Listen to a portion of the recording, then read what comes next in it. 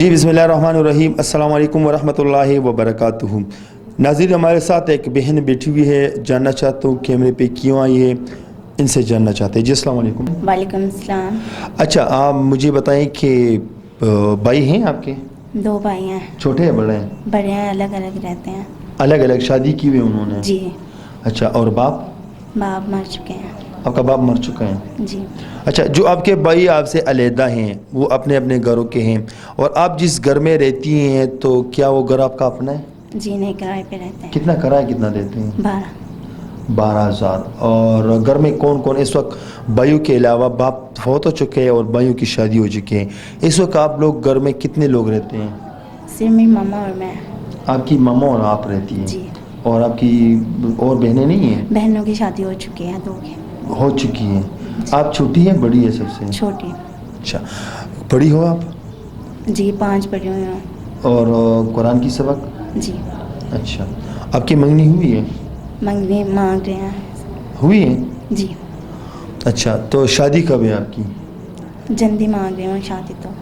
अच्छा, वैसे आप कैमरे पे आई हो, आपको पता ही है कैमरे पे जब आप आई हो ये वीडियो नेट पर लोग देखेंगे आपको, किस हवाले से आई हो? आपने अपनी माँ से पूछे कि मैं कैमरे पे जाना चाहती हूँ? जी पूछे। तो किस हवाले से आई हो, क्या कहना चाहती है? मैं मदद मांगना चाहती हूँ, काम करना चाहती हूँ, सिलाई अपना हुनर सीखना चाहती हूँ। वैसे सिस्टर, अगर आप अपने घर के कोने पे जानेमाज़ बिछा के खड़ी हो के अल्लाह से मांग लेते, वहीं पर कैमरे पे ना आते तो बहुत बेहतर बात होता। फिर भी हमारे जैसे लोग जो है ना, ये न मदद कर सकते हैं, हम सिर्फ ये हैं कि एक वसीला हैं, सिर्फ एक वसीला हैं। फिर आप कैमरे पे आई हो, एक लड़की कैमरे पे आई हैं, तो फिर हमारा फ़र्ज़ बनता है कि आपके लिए आवाज़ हम उठाएं। तो नाज़रीन, ये बहन जो कैमरे पे आई है, इसका मकसद सिर्फ यही है कि अगर कोई है और वो इनके लिए जहेज़ का सामान देना चाहते हैं तो बेहतर बात होगी। आपके कोई हुनर है? जी, मैं सिलाई करती हूँ। सिलाई सीखी है या करती हो आप? सीखना चाहती हूँ, आधा कर लेती हूँ मगर इतना ज़्यादा नहीं। तो ये जो आप सिलाई जो थोड़ा बहुत भी कर रही हो, ये सीखी कहाँ है आपने? सीखी सिलाई सेंटर जाके थोड़े से। तो आप क्यों छोड़ा है? अभी पैसे नहीं है हमारे पास। तो वहाँ पैसे मांगते हैं क्या? जी।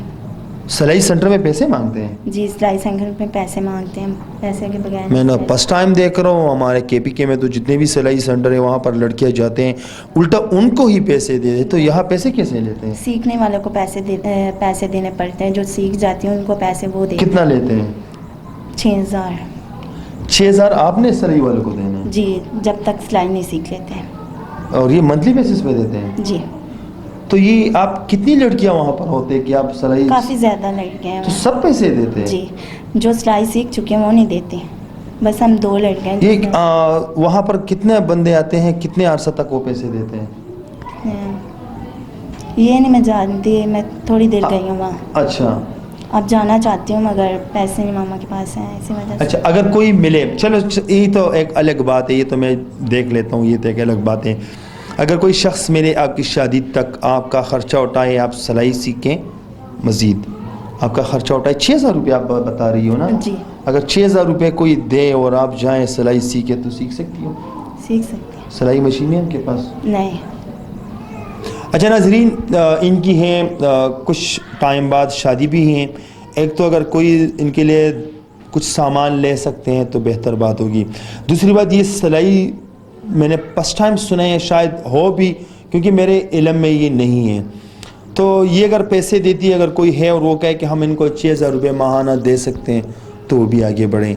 घर में ये माँ के साथ रहती है तो कुछ इनके खाने पीने का, और दूसरी बात घर का किराया भी 12,000 रुपये किराया भी देते हैं।